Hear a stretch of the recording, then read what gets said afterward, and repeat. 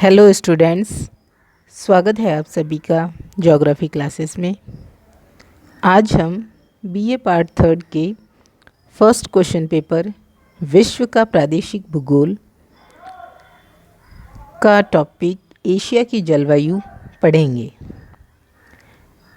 Students, जैसा कि आप सभी को पता है कि पृथ्वी के 7 महाद्वीपों में से एशिया महाद्वीप सबसे बड़ा है क्षेत्रफल के अनुसार। इसी विशालता के कारण एशिया महाद्वीप में जलवायु संबंधी भी विभिन्नता, विषमता और अनेक प्रकार की जलवायु पाई जाती है। एक और जहाँ सुदूर उत्तर में टुंड्रा प्रकार की जलवायु पाई जाती है, वहीं दूसरी ओर भूमध्य रेखा के निकटवर्ती क्षेत्रों में उष्ण आर्द्र जलवायु पाई जाती है। इससे यह स्पष्ट होता है कि एशिया में जलवायु की विषमता ही नहीं बल्कि उसकी चरम स्थिति भी पाई जाती है। एशिया में जलवायु से संबंधी विषमता के लिए उत्तरदायी कारक। इसके लिए उत्तरदायी कारकों में सबसे पहले है अक्षांशीय विस्तार। एशिया महाद्वीप का अक्षांशीय विस्तार 10 डिग्री दक्षिणी अक्षांश से 80 डिग्री उत्तरी अक्षांश तक है। सूर्यताप की मात्रा में भूमध्य रेखा से ध्रुवों की ओर सतत कमी होती चली जाती है, यानी सूर्य की जो किरणें हैं उनका तिरछापन ध्रुवों की ओर बढ़ता चला जाता है। भूमध्य रेखा पर सबसे सीधी किरणें पड़ती है और अधिकतम कर्क रेखा और मकर रेखा पर सूर्य किरणें जो हैं वो सीधी गिरती है। जैसे जैसे ध्रुवों की ओर जाते हैं वैसे वैसे सूर्य ताप की जो मात्रा है वो कम होती जाती है। इससे क्या होता है, तापमान भी ध्रुवों की ओर कम होता जाता है। अक्षांशीय विस्तार से ही जलवायु कटिबंध जो हैं वो निर्धारित किए जाते हैं। दूसरा कारक है महाद्वीप की विशालता। एशिया का भौगोलिक क्षेत्रफल 4.4 करोड़ वर्ग किलोमीटर है, जो कि पूरे भूमंडल का लगभग 1/3 भाग है, यानी 30% है। उत्तर से दक्षिण और पूर्व से पश्चिम अधिक विस्तार के कारण इस महाद्वीप के आंतरिक भाग जो है वो सामुद्रिक प्रभाव की जलवायु से वंचित रह जाते हैं, यानी जो समुद्र के निकट जो क्षेत्र होते हैं वहाँ पर सम जलवायु पाई जाती है। जैसे जैसे आंतरिक भागों में जाते हैं वहाँ पर सामुद्रिक प्रभाव जो होता है जलवायु का वो कम होता जाता है। इससे महाद्वीपीय प्रकार की जलवायु पाई जाती है, जबकि समुद्र तटीय भागों में क्या होता है, तापांतर जो है वो अधिक न्यून होने के कारण यानी कम होने के कारण समकारी जलवायु सम जलवायु पाई जाती है। ना गर्मी अधिक पाई जाती है ना ठंड अधिक पाई जाती है। तीसरा है कारक उच्च पर्वत श्रेणियाँ। एशिया के मध्यवर्ती भाग पर विभिन्न दिशाओं में फैली पर्वत श्रेणी तथा पठारी भागों की दिशा, ऊंचाई, ढाल और विस्तार का तापमान के वितरण, पवनों की दिशा, वर्षा की मात्रा, वायुदाब के वितरण आदि मौसम तथा जलवायु से संबंधित कारकों पर गहरा प्रभाव पड़ता है। जैसे कि एशिया के दक्षिणी भाग में फैली पर्वत श्रेणियाँ मानसूनी पवनों के मार्ग में क्या करती है, अवरोध उत्पन्न करती है, जिससे मानसूनी एशिया यानी दक्षिणी एशिया में, दक्षिणी पूर्वी एशिया में मानसून का प्रभाव जो है वो बहुत अधिक होता है और यहाँ पर अत्यधिक मानसूनी वर्षा होती है। फिर है मानसूनी पवनें और चक्रवात। दक्षिणी एशिया तथा दक्षिणी पूर्वी एशिया के भागों में शीतकालीन और ग्रीष्मकालीन मानसून के समय पवनों की स्थिरता, उनकी दिशा और वायुदाब संबंधी भिन्नता भी वर्षा के वितरण को प्रभावित करती है। वायुदाब और पवनों की स्थिरता के कारण दक्षिणी एशिया में ग्रीष्मकालीन मानसून अधिक प्रभावी होता है, जबकि पूर्वी एरिया में जो पूर्वी एशिया है उसमें शीतकालीन जो मानसून है वो अधिक प्रभावी होता है। अब बात करते हैं एशिया में ऋतुओं की। यहाँ पर इस महाद्वीप में स्पष्ट तौर पर 2 ऋतुएं पाई जाती है, ग्रीष्म ऋतु, शीत ऋतु। ग्रीष्म ऋतु जो है वो 21 मार्च को जब सूर्य भूमध्य रेखा पर लंबवत होता है, इस तिथि के पश्चात यानी इस डेट के बाद क्या होता है, सूर्य उत्तरायण होने लगता है यानी उत्तर की ओर आने लगता है। और 21 जून को क्या होता है, सूर्य कर्क रेखा पर लंबवत होता है। कर्क रेखा पर सूर्य ताप जो है वो सीधा पड़ता है।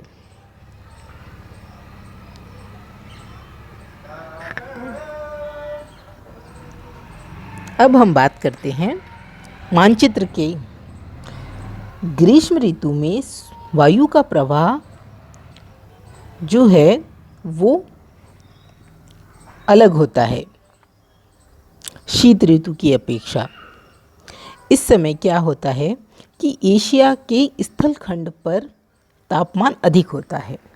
जैसा कि मैंने अभी आपको बताया कि ये है कर्क रेखा, ये है भूमध्य रेखा। 21 जून को क्या होता है, सूर्य कर्क रेखा पर लंबवत होता है यानी सूर्य का उत्तरायण होता है। तो इस समय इस भाग में, इस स्थलीय भाग में,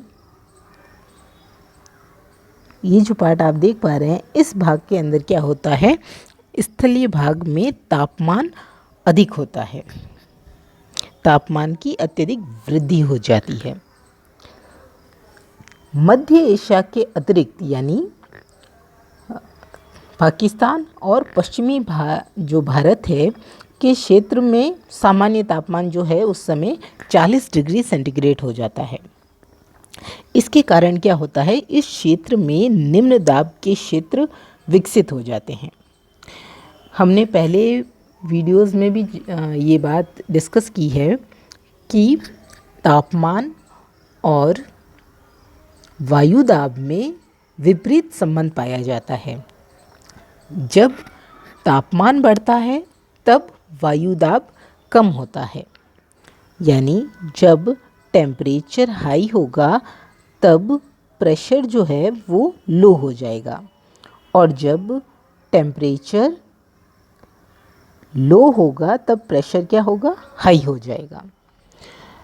और दूसरा जो एक फैक्ट है वो ये कि जो हवा होती है, जो विंड होती है, वो हाई प्रेशर से लो प्रेशर की ओर गति करती है, यानी उच्च दाब से निम्न दाब की ओर गति करती है।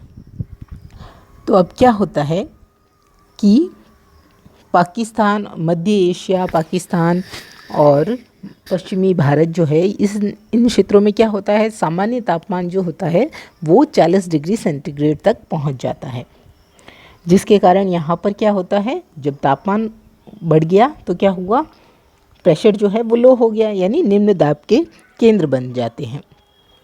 दूसरी ओर क्या होता है कि हिंद महासागर के क्षेत्र में उच्च दाब का क्षेत्र विकसित होता है। तो इसके फलस्वरूप क्या होता है, जो हवाएं हैं, हवाओं का जो गति होती है वो यहाँ का जो ये जो पार्ट है, ये पार्ट जो है यहाँ पर लो प्रेशर विकसित हो गया है, निम्न दाब के केंद्र विकसित हुए हैं, और ये इंडियन ओशियन में क्या हुआ, high pressure belt, high pressure जो है वो क्षेत्र विकसित हुआ है। तो ये क्या है, हवा जो है इस प्रकार से हाई प्रेशर से लो प्रेशर की ओर गति करती है। तो ये हवाएं जब हिंद महासागर से उठती है तो क्या करती है, अपने साथ आर्द्रता लेकर चलती है, यानी जल ग्रहण करके चलती है। ये जलीय हवाएं जो है वो मानसून एशिया की वर्षा के लिए क्या है, मेन रीज़न है, प्रमुख स्रोत है इसका। और इसी से यहाँ इस प्रदेश में जो है वो 85% बारिश होती है। अब हम इस वर्षा के विस्तार की बात करें तो इसका विस्तार दक्षिणी पूर्वी और पूर्वी एशिया में होता है। एशिया के मानसून की प्रकृति को हम समझने के लिए इसे हम दो भागों में विभक्त कर सकते हैं। पहला है पूर्वी एशियाई मानसून और दूसरा है दक्षिणी एशियाई मानसून। पहले हम बात करते हैं पूर्वी एशियाई मानसून की। पूर्वी एशिया में गर्मियों में दक्षिणी पूर्वी मानसूनी हवाएं जो है वो क्या होती है, दक्षिणी चीन सागर से चीन और जापान की ओर चलती है। और इसके विपरीत क्या होता है, इसके विपरीत शीतकाल में जो सर्दियों में क्या होता है, ये हवाएं चीन से चीन सागर की ओर चलती है। तो इन हवाओं के मार्ग में कई चक्रवातीय तूफान भी आते हैं। कई जो लेटेस्ट जो रिसर्च हैं उससे ये स्पष्ट हो गया है कि पूर्वी एशिया की मानसूनी हवाएं ना तो महाद्वीप के बहुत ऊपर ऊंचाई तक प्रवेश कर पाती है और ना ही संपूर्ण ग्रीष्मकालीन वर्षा मानसूनी हवाओं से होती है। तो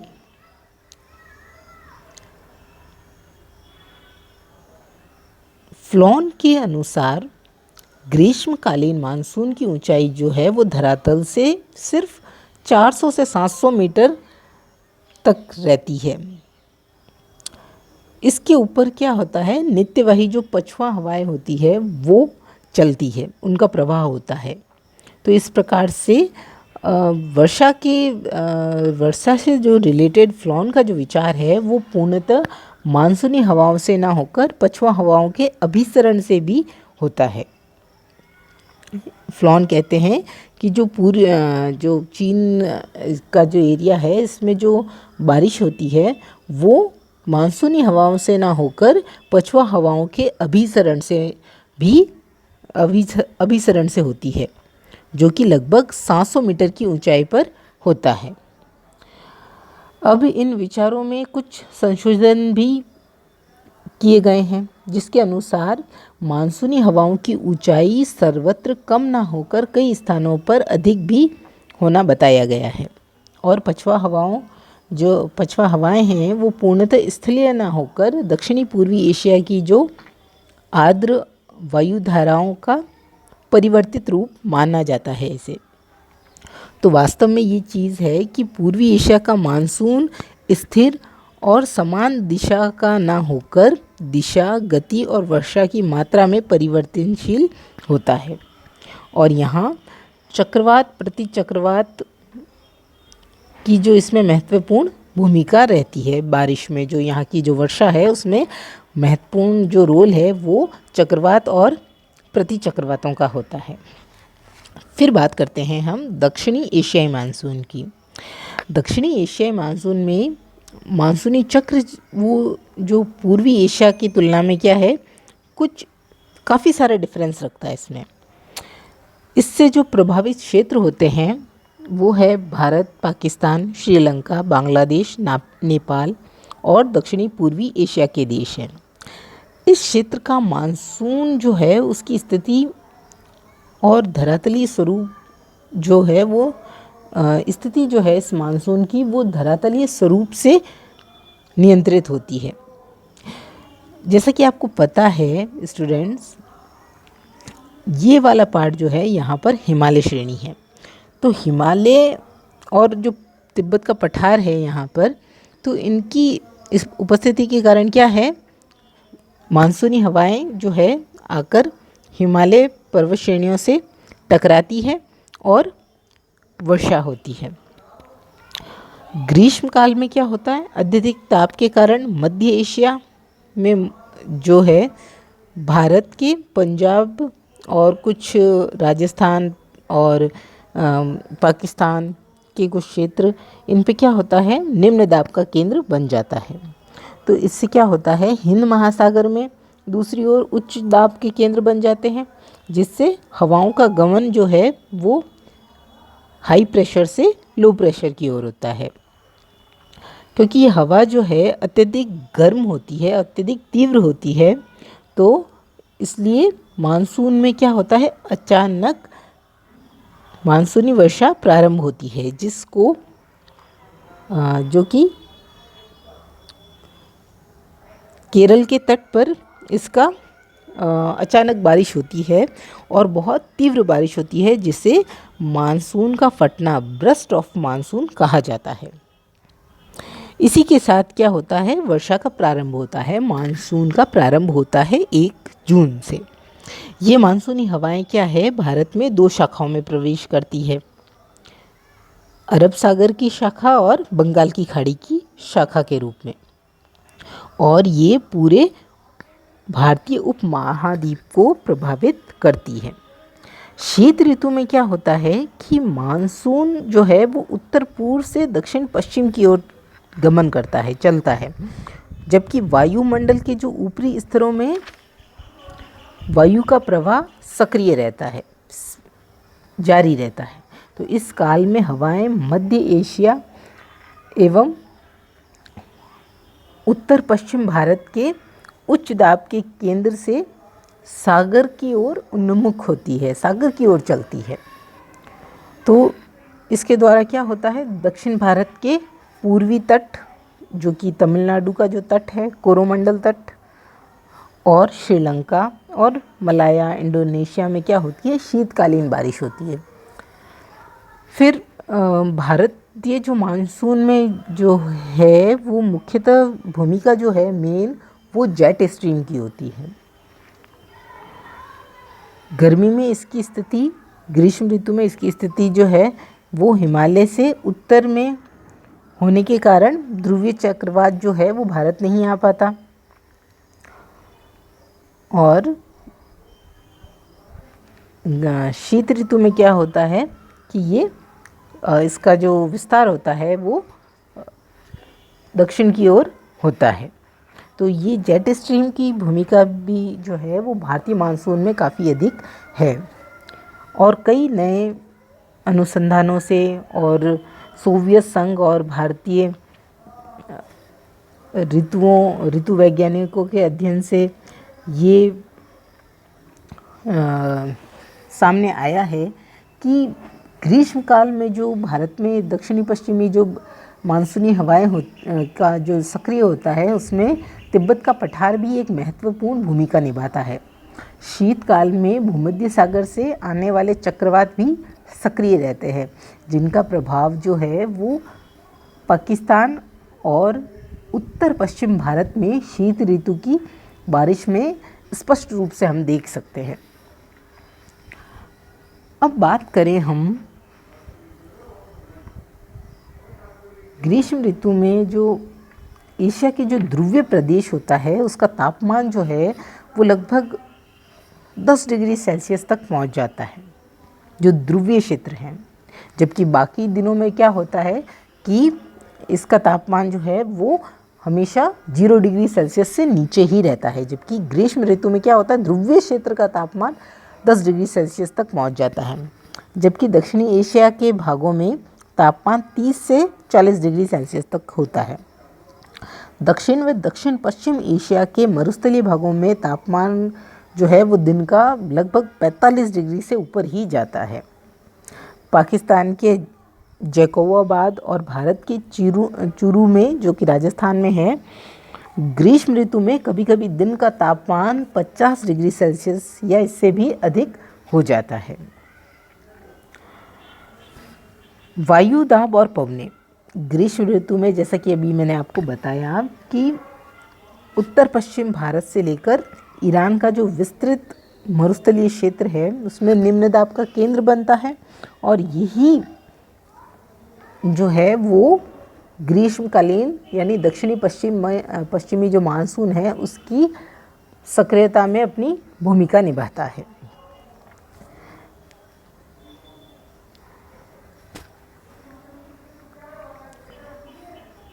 शीत ऋतु की हम बात करें तो एशिया में शीत ऋतु की अवधि जो है वो अक्टूबर से मार्च के माह तक रहती है।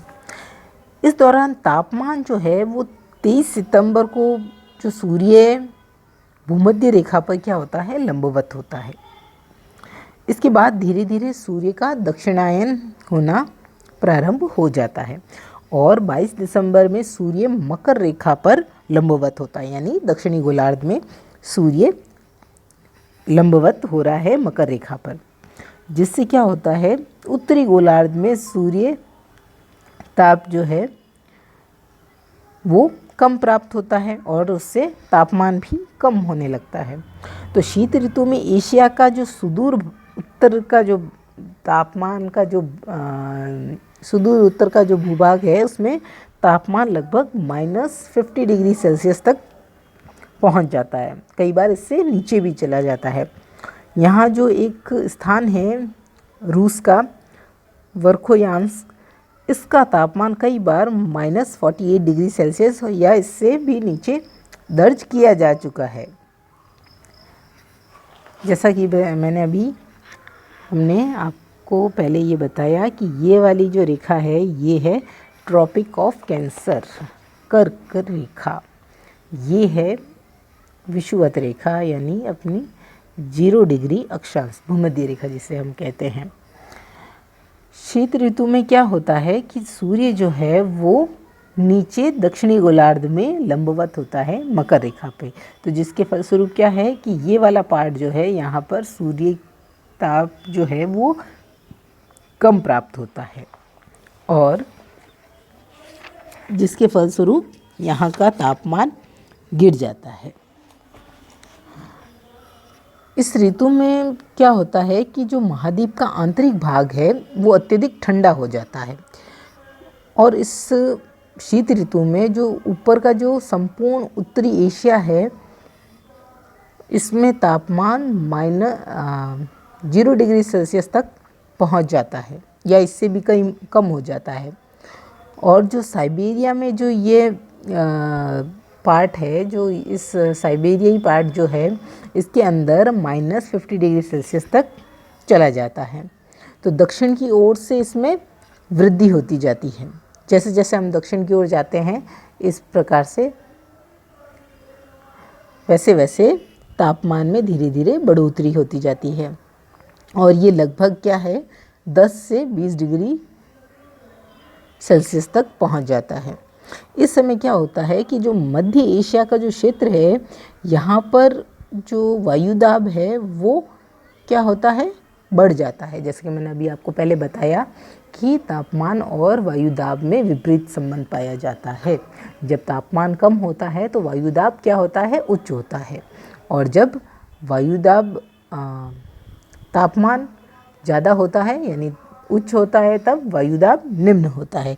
तो अभी ये जो शीत ऋतु है उसमें क्या होता है तापमान कम हो जाता है तो विपरीत संबंध के अनुसार वायुदाब जो है मध्य एशिया का वो उच्च हो जाता है। तो यहाँ क्या होता है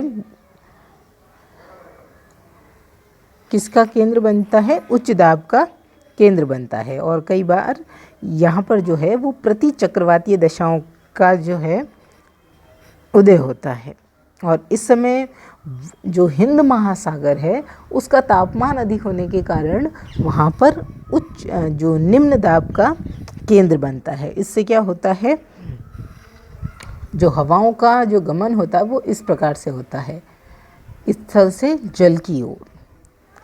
तो ये हवाएं क्या करती है स्थल से जल की ओर चलती है। तो ये हवा किस प्रकार की होती है ठंडी और शुष्क होती है। जैसे ही सागर से ये पहुंचती है तो ये सागर से लेकर, ये देखें आप, इस प्रकार से ये क्या करती है, बंगाल की खाड़ी से आर्द्रता ग्रहण करती है और ये जो तमिलनाडु का भाग है, कोरोमंडल तट जो है, यहाँ पर आकर बारिश करती है। तो भारत में केवल एक तमिलनाडु का क्षेत्र ही है जो तटीय क्षेत्र है, वहाँ पर ये शीतकालीन वर्षा प्राप्त करता है। और इसके बाद क्या है, जो दक्षिणी जो चीन का तट है, जापान तट है, हिंद चीन तट है, फिलीपींस जो द्वीप समूह है, श्रीलंका, इन सभी में क्या होता है, शीतकालीन वर्षा होती है।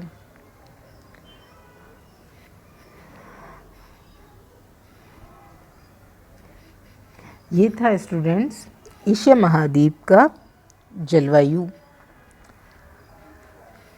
Thank you.